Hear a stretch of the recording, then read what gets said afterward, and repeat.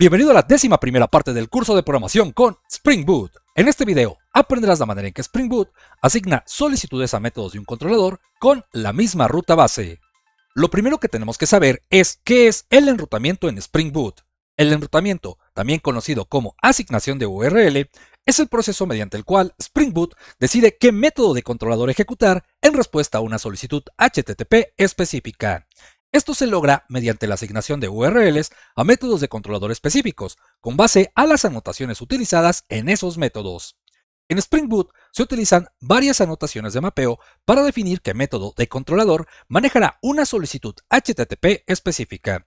Algunas de las anotaciones más comunes son getMapping, que es con la que hemos estado trabajando en estos últimos videos, la cual mapea las solicitudes HTTP del tipo GET. También tenemos PostMapping, que mapea las solicitudes HTTP del tipo POST. También encontramos PutMapping, la cual mapea las solicitudes HTTP del tipo PUT. Y finalmente, una de las más populares es Delete Mapping, la cual mapea las solicitudes HTTP del tipo Delete. Sin embargo, ¿cómo identifica Spring Boot qué anotación debe ejecutar? Es decir, de acuerdo a la solicitud que se genere, ¿cuál es el tipo de solicitud HTTP que debe generar? O bien, ¿cómo identifica Spring Boot si nosotros, por ejemplo, mapeamos dos rutas que en este caso utilizaríamos la anotación getMapping y ambas rutas tienen la misma dirección? Es decir, ambas, por ejemplo, se llaman clientes. En este caso, si tenemos dos endpoints mapeados con la misma ruta base, ¿cómo lo hace o cómo diferencia Spring Boot esta situación? Bueno, para ello utiliza algo que se llama coincidencia de patrones de URL. Spring Boot utiliza un enfoque basado en patrones para asignar solicitudes a métodos de controlador. Esto significa que puede tener múltiples métodos de controlador con la misma ruta de acceso base, pero diferentes patrones adicionales, como parámetros de ruta o extensiones para diferenciarlos. Veamos un ejemplo para comprenderlo mejor. Nos dirigimos a nuestro navegador web y lo que haremos será ingresar al sitio que ya conocemos, que es localhost, en este caso el puerto que estoy utilizando, 8080, diagonal, y por ejemplo, lo que veíamos en el video anterior es que si yo ingreso a la ruta localhost 8080 diagonal clientes y presiono enter, bueno, lo que hace es mostrarme los clientes que yo tengo registrados en mi sistema, es decir, los recursos. En este caso son 4 clientes. Sin embargo, también tengo una segunda ruta, la cual es clientes, pero en este caso voy a hacer una búsqueda de un usuario en específico, o más bien, de un cliente en específico, de acuerdo a su username. Por ejemplo, vamos a utilizar a Gerardo L. Copio este nombre de usuario, diagonal, y por ejemplo, aquí coloco como parámetro el nombre de usuario de este cliente y presiono enter. De esta manera, a mí me muestra únicamente el cliente, el cual yo estoy haciendo referencia, y por supuesto a la información de este mismo cliente a la que yo quiero acceder. Aquí lo importante de mencionar es que si te das cuenta, en ambos casos estoy utilizando la misma ruta base, que es clientes. Entonces, ¿cómo logra Spring Boot identificar cuál es el endpoint que debe de ejecutar una vez que ha entrado al controlador, que en este caso sabemos que tenemos un controlador que se llama clientes controller? Entonces, esto es lo que vamos a hacer a continuación. Para comenzar, nos dirigimos a nuestro IntelliJ y vamos a continuar trabajando en la misma clase que es Customer Controller, que básicamente hace un momento en el ejemplo dije clientes controller, no, es Customer Controller. Bueno, aquí es donde estamos almacenando o creando nuestros endpoints que van a responder de acuerdo a la solicitud que se haga desde el navegador. Entonces, ¿qué es lo que vamos a hacer a continuación? Lo que vamos a hacer es que cuando se haga la solicitud con un parámetro que es en este caso el username de cada uno de los clientes, bueno, nos muestre toda la información correspondiente a ese cliente en específico. Para ello vamos a crear otro método, un nuevo método. Aquí voy a presionar enter y lo que voy a hacer a continuación aquí va a ser generar varios espacios, ahorita los borro, para siempre tener el código al centro de la pantalla. Bien, debajo de nuestro endpoint que ya tenemos creado, el cual nos muestra toda la lista de clientes, vamos a crear este segundo cliente. ¿Qué vamos a hacer? Bueno, lo primero, voy a indicar que este método es de tipo público. Después vamos a indicar el tipo de dato. Recuerda, el tipo de dato que va a retornar este método va a ser del tipo customer. Ahora, lo siguiente que vamos a hacer es nombrar a nuestro método. Este método, por ejemplo, lo vamos a nombrar get cliente, por así decirlo. Iba a decir espacio, pero no. aquí no va espacio, get cliente. Agregamos un par de paréntesis y un par de llaves. Este método va a recibir como parámetro el username. Entonces tenemos que indicar que aquí vamos a recibir un parámetro. Colocamos aquí username y es de tipo string. Ahora, algo importante de mencionar.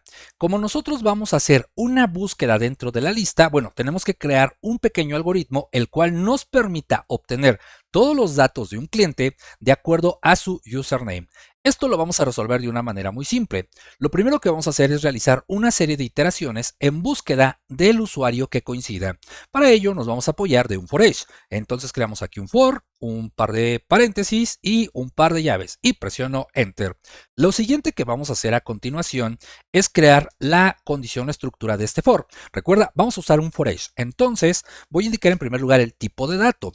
Después la variable que le voy a asignar, que por ejemplo va a ser únicamente c, dos puntos, un espacio y posteriormente el objeto iterable dentro del cual va a iterar. En este caso será nuestra lista clientes. Entonces aquí escribimos con minúsculas customers. Perfecto, ya tenemos la estructura de nuestro for each.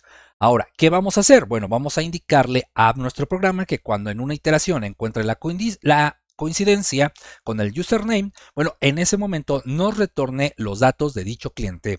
Entonces vamos a crear una condición en esta parte, vamos a poner aquí un if y vamos a decir que en esta condición tomaremos la variable c que pertenece al for each, punto, y vamos a hacer uso del método get que creamos previamente en nuestra clase customer, es decir, este método de aquí que es get username. Bueno, vamos a utilizarlo.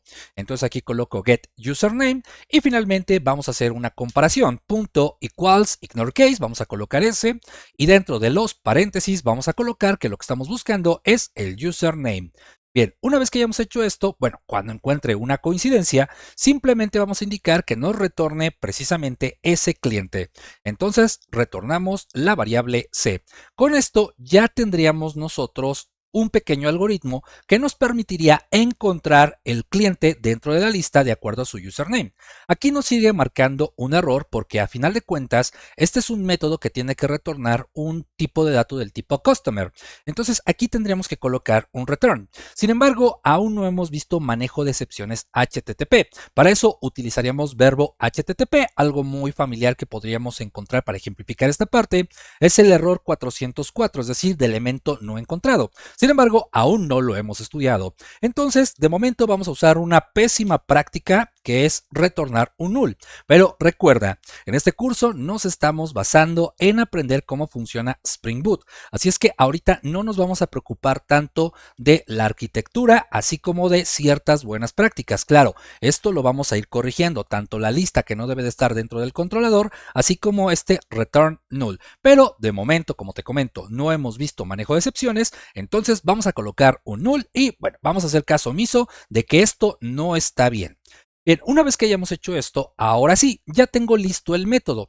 ¿Qué es lo que hace falta para que se convierta en un endpoint como tal? Bueno, pues vamos a decorar este método. Así es que lo primero que voy a hacer es mapearlo. Voy a colocar mi ya conocida anotación @getMapping, un par de paréntesis y dentro de este par de paréntesis un par de comillas para establecer la ruta con la cual se va a exponer este endpoint al mundo en general, es decir, desde donde se va a poder consumir. Aquí lo que voy a hacer, y esto sí es por buenas prácticas, es nombrarlo exactamente igual que mi endpoint anterior, que es clientes. Sin embargo, yo no puedo dejar en este caso mapeada la ruta así nada más. Es decir, dejar aquí clientes y aquí también clientes. Esto sí estaría mal porque se crearía un conflicto. De hecho, ahorita lo vamos a ver qué es lo que sucede si yo dejo la misma ruta base para ambos endpoints. Tal y como nos lo explicaban en las diapositivas, debe haber algo que los diferencie, es decir, tiene que haber una cualidad que haga la diferencia entre el primer endpoint y el segundo endpoint. Esto lo vamos a lograr agregando un parámetro, es decir, vamos a colocar aquí diagonal y posteriormente un par de llaves y dentro de este par de llaves vamos a colocar la variable que estamos utilizando como parámetro. Entonces aquí voy a colocar username.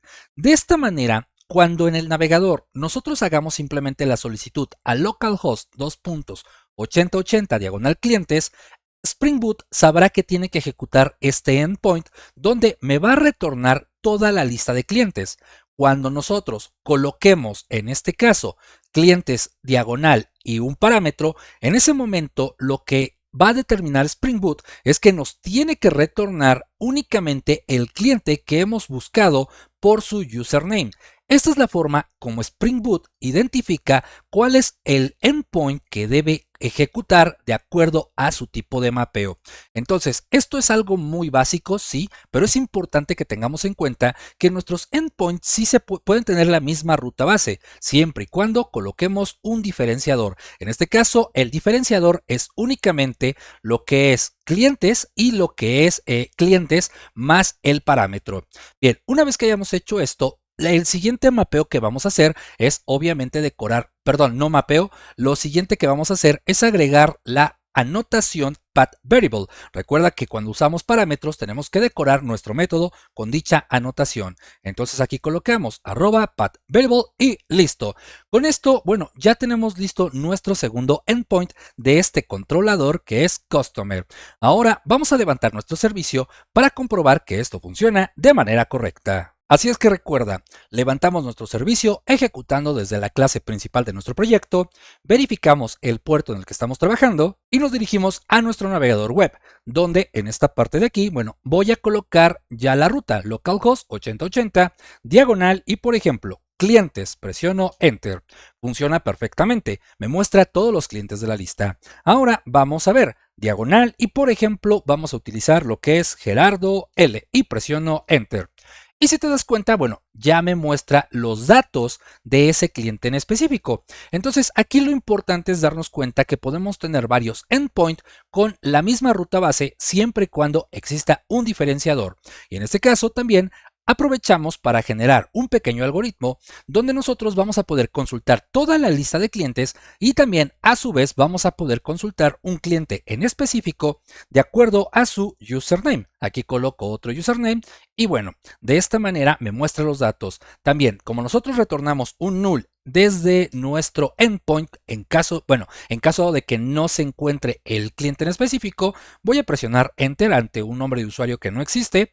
Y bueno, en este caso no me muestra nada. ¿Por qué? Porque estamos retornando un null. Ahora, algo muy importante. Vamos a regresar por un momento a nuestro IntelliJ. Y estando aquí, ¿qué es lo que sucede si yo dejo, en este caso, los dos endpoints con la misma ruta base sin ningún diferenciador? Voy a volver a ejecutar o a levantar mi servicio. Y si te das cuenta, una vez que yo he vuelto a ejecutar mi aplicación, no he tratado de volverla a levantar, bueno, no se levantó. De hecho, aquí lo que pasó es que me indicó que hubo errores. Esto se debe a que yo no puedo tener dos rutas con dos endpoints con la misma ruta base. ¿Por qué? Porque no sabría diferenciar Spring cuál debe de ejecutar, ya que no existe un diferenciador entre ambos endpoints. Entonces, aquí lo que voy a hacer es simplemente colocar diagonal y, por ejemplo, vamos a colocar el parámetro. Nuevamente lo vamos a colocar de esta manera y volvemos a levantar nuestro servicio. Clic derecho, correr y vamos a esperar nada más a que levante y como podemos apreciar, en este caso no hubo ningún problema. Si yo regreso al navegador y, por ejemplo, aquí nuevamente borro el usuario, presiono Enter, bueno, podemos ver que no hay ningún problema. Y nuevamente, si yo coloco cualquier nombre de usuario que sí exista dentro de la lista clientes y lo coloco, bueno, en este caso Spring Boot sabe perfectamente qué endpoint es el que debe de ejecutar. Como puedes darte cuenta, el enrutamiento o asignación de rutas es un concepto que permite definir cómo las solicitudes HTTP se asignan a métodos de controlador específicos en función de las rutas de acceso definidas y los patrones de URL. Como siempre, el proyecto yo te lo dejo en la descripción de este video para que puedas descargarlo y practiques con él. Y bueno, por mi parte es todo. Si te gustó este video no olvides compartirlo, darle a me gusta y por supuesto te invito a suscribirte a mi canal, ya que eso me ayudaría a seguir creciendo bastante. Soy Ernesto y nos vemos en la siguiente edición. ¡Hasta pronto!